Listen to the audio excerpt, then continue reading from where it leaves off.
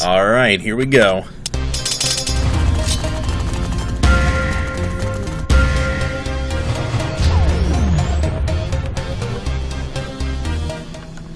All right, take it away, sir. Here we go. We've got ThorZaIN spawning as our red Terran at the 6 o'clock position on Shattered 10. Oh, actually, ThorZaIN switched up colors on me. I hate it when they do that. I know. ThorZaIN was red last time. So hold on. Rewind. We have ThorZaIN starting as our teal Terran over at the 9 o'clock position, and his opponent, QuanticIM's Apocalypse, is going to be spawning at the 6 o'clock position. Our arena for this TVT is going to be Shattered Temple. Still haven't seen Apocalypse's TVT, and we've said this before, he's not a player that we really know that much about. I haven't watched a TVT on this map in a while, actually. So, in super high level play.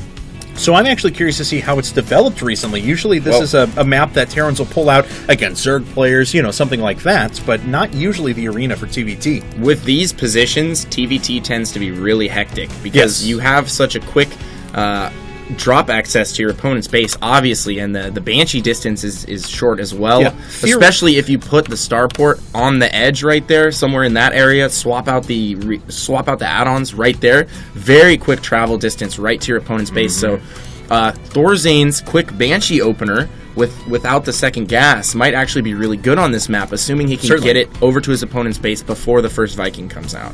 And that's very possible, as he does gas first. Actually move into that pretty quick. No, it was gas second for both players. Yeah. Barracks first for both players. But yeah, I mean, as you mentioned, you can actually just hover your screen over and see from point A to point B across this chasm in the middle. So it's incredibly short.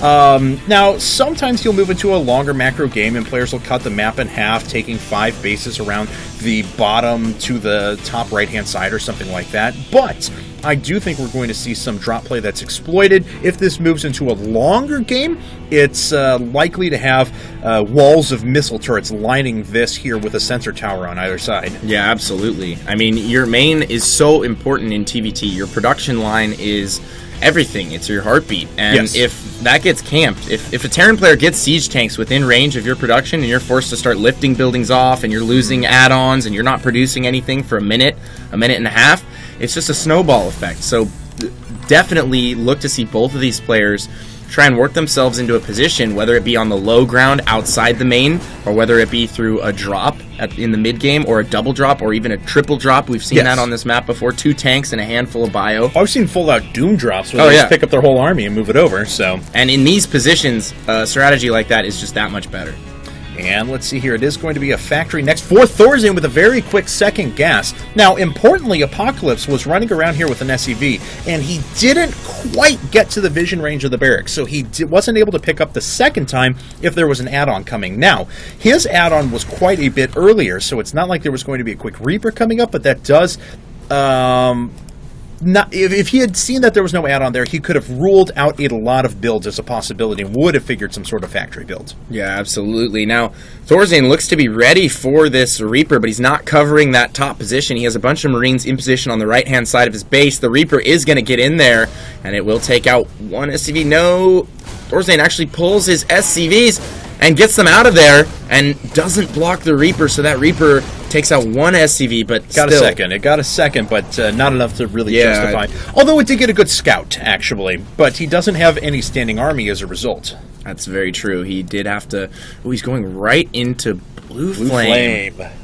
We're going to see a starport and a drop here. We are going to see a starport. If ThorZaIN opens up with a quick cloak Banshee, this could spell disaster for Apocalypse. I mean, he's not going to have anything to deal with that Banshee. He opened with a Reaper, so his Marine count is already diminished. Yeah. His starport's going to be later, and he's going to build a medevac on top of that. I highly doubt he's going to open up with a Viking. Oh! Whoa! Raven actually coming out of ThorZaIN. No, I agree with you. I think cloak Banshee would have outright killed his opponent. I was a little surprised, in fact, that Apocalypse, after seeing double gas fully functioning with that starport so early on, would have assumed Blue Flame Hellion and moved to something after that. Although, once again, ThorZaIN, he's going after Caduceus Reactor. He wants to go ahead and convince his opponent that this is a cloaked Banshee that's coming out right now. If the scan goes down, which it has not yet, but you can figure that it will in a second, and he will not be able to pick up on what ThorZaIN is actually doing. Well, Apocalypse just muled, actually, I think. Yeah, he did. I just saw it come down as well. So he's not going to be able to scan for quite a while. I'm actually surprised that he didn't. He did actually open up with a Viking first. Yeah. Surprisingly. Okay, so... He might actually have an opportunity to pick off this Raven. Ooh, the Raven There's has not enough to get energy away for now. PDD. And there we go. There's the Marines making their way up. However, the game is blown. ThorZaIN is revealed. He has that Raven coming up, and he knows it's going to be Marine Tank Raven, or moving through the skies with some Vikings here in a second. And looks like, oh, we are just going to have mass Blue Flame Hellions coming out of Apocalypse. This build from Apocalypse is very unique. Yeah. I can't say that I've seen anything quite like it. No, and I think he's going to switch into mech. Where's that Raven? There it is. Because he's actually sending his racks over to ThorZaIN's base. He may be able to pick off this Viking as well. ThorZaIN's really got to get something over there to save it! But no, the Viking goes down, so ThorZaIN loses temporary control of the skies. He got a little bit of a scout, but only enough to see that Blue Flame Hellions were coming out. That's about all. See, notice how both players on this map are keeping their armies very centralized. Yeah. They're kind of sticking to their command center, and that's just because, like we said earlier, there's such direct access between the two mineral lines. They're so close to one another that you really need to keep your force centralized. And Apocalypse is in a unique situation because he has control over the Zelnaga. And he's going over to Cloaked Banshees right now. Oh, whoa, he's going to double two-port Cloaked Banshee? He's going two-port Cloaked Banshees and mass Blue Flame Hellions. I don't know, man. I don't know. This is so weird. Deciding to go Sky Terran all of a sudden, though. Yeah, but not even the usual Sky Terran that you would see. You know, I don't know that this is going to work out because ThorZaIN is continuing Viking production. He's going to have a Raven of his own. So he'll be able to stay on par with the PDD count. Right. And, I mean, wow, he actually pulled some SCVs as well for some type of a push here. Yeah, double Banshees are making their way onto the field, though. Not a lot here for ThorZaIN to defend against this, and it looks like he's just going to move over into traditional, Marine, Viking, Medevac, and Tank. And I'm surprised that Apocalypse didn't try to do anything there after getting shut down. So I think it's going right to the gold. I think Apocalypse realizes that he is behind right now. Yeah, definitely. He's not so far behind that he can't recover here. That's for sure. But he is definitely behind by a little bit. He delayed his natural for quite some time, and now he's trying to just go ahead and ninja that gold. But the problem with going for the gold right off the bat on this map is that both of these players are going with very gas-intensive builds, and Apocalypse taking the gold isn't necessarily going to help him that much because he's not getting bio. Oh, ThorZaIN didn't realize that his Vikings were actually attacking this Banshee. So this Banshee, despite the fact that there is a Raven on the field, has been able to do quite a bit of damage. Yeah, it has. Now, just to finish that point, the point is Apocalypse can really only bolster his Hellion count. Yes. By getting the gold. He's not going to get a boost in gas, and he's committed to two-port Banshee thus far. So he's really not going to have that many units at all, and I don't think that the gold is really going to help him out that much, and he missed his Maynard right there. Yeah, missed more importantly, the mule as well. Actually just lifted and let his units leave. Yeah, definitely. It looks like this Banshee is going to go down. Will take quite a few kills with it, and it looks like... third Banshee in a row, though, that doesn't get +5 kills. Apocalypse is totally cool with just running each Banshee in there, getting 4 or 5 kills and running away. I don't know if actually that's dying. It. I'm sorry, not even running away, just straight up dying. Yeah, I don't know if that's worth it at all. So what is the worker count at? ThorZaIN has the advantage. He's up by 5 at the moment. This is just such a unique style from Apocalypse. I can't say that I've ever seen someone play TVT quite like this. Yeah, it has a very weird feel to it. He's getting a second Raven. I mean, ThorZaIN doesn't really have any Marauders. He's going to have a bunch of Marines and tanks, which are just going to cut straight through that PDD. And he really hasn't used his reactor starport yet. There, finally, we have a couple more Vikings on the way now. But ThorZaIN's got to be feeling good right now, though. I mean, he's pulling away in supply. I think he's... Oh, he might move out at the wrong time here. I think he may actually be feeling like us, though, which is to say, what exactly is my opponent doing? Yeah. And he's working himself into the sweet spot here. He completely circumvents all of the Hellions out on the map, and he's going to get himself tucked into the natural here. This is absolutely terrible for Apocalypse. If ThorZaIN sieges up here before the Hellions get back, he's going to be in such an amazing position.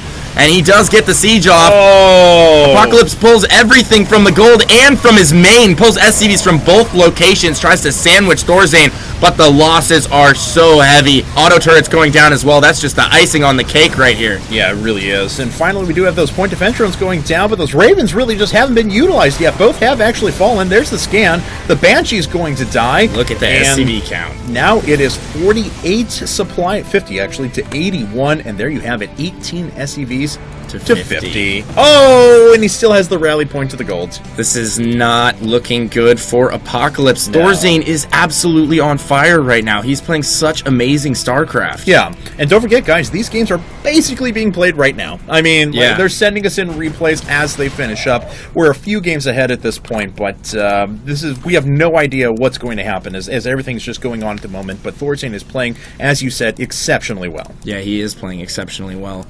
He might be able to end it outright here with a final push, but it looks like he's going to take his time. And look at the wall off here for those Hellions. I mean, if he decides to seal that up. And he has a factory thrown in there as well. I love the auto turrets. Auto turrets just last forever. They really do. Yeah. I'm surprised that Apocalypse actually hasn't taken the time to kill those yet. It just needs a couple of tanks. Yeah, I was waiting for that. So, all right. They are eventually going to go down, but that was still just really funny to me. But ThorZaIN's going to make his big push now. That point defense drone lasts for about 2 seconds with that many Vikings. And here come the tanks now. Siege mode is finished. And if they get in between the gold and the natural... Oh, God. More SCVs going down here. He has to pull off of the gold one more time. Yeah. And that's just disrupting mining even more, killing additional SCVs. Yeah, exactly. And even though ThorZaIN did lose his whole attack force right there, the attack was still fine for him. He's up by 40 supply. He used that to establish his third base in the top left-hand corner. He's out-macroing his opponent quite a bit, and he is looking good. Yeah, he's looking great right now. Apocalypse trying to convert back over to some Banshee play here.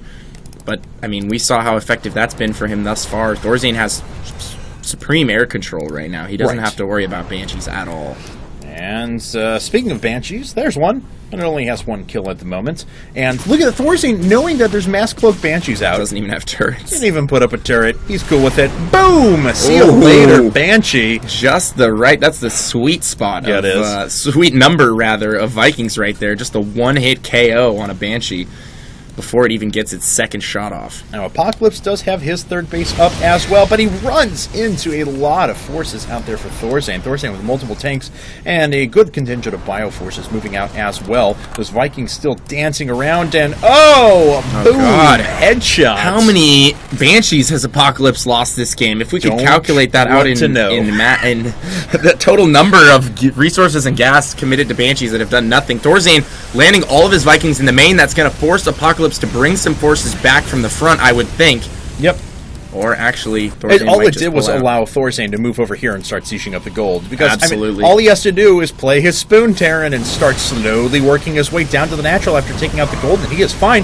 Or Apocalypse will just attack into him right now, and those siege tanks that are sitting at the back are going to do an insurmountable amount of damage. So many more SCVs going down for Apocalypse. He's trying to play. Oh my God! Apocalypse accidentally issues a move command. And we'll end up losing 3 additional tanks. Because, guys, we were going to say, even though he may clean up ThorZaIN's force each time, look at the amount of workers killed. And in a mirror matchup, every worker counts. ThorZaIN is now over double his opponent's supply in workers and continuing to just whittle that down. So, yes, ThorZaIN is literally losing his forces each time he runs up. But that doesn't matter because he presses his advantage every time that happens. Yeah, he really does. And look, these tanks don't even have siege mode. No, they don't. That's actually very surprising. He hasn't had siege this entire time. Yeah. ThorZaIN administering the coup de grace right here, bringing his final push in, and it looks like he's going to clean up Apocalypse's entire army.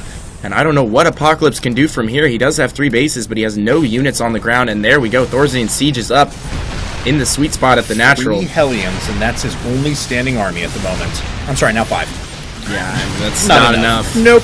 And as soon as he lifts off, the Vikings start doing their damage. That is being repaired up. However, those SCVs are once again going down en masse. And a lot of damage being done there. Continued workers falling. 51 workers killed now. It looks like with the aid of these Hellions, he'll be able to hold on to this for just a little while longer. But that's not going to be enough to keep him in this game, as now 2 bases are denied. Yeah, 2 bases have been forced to lift here.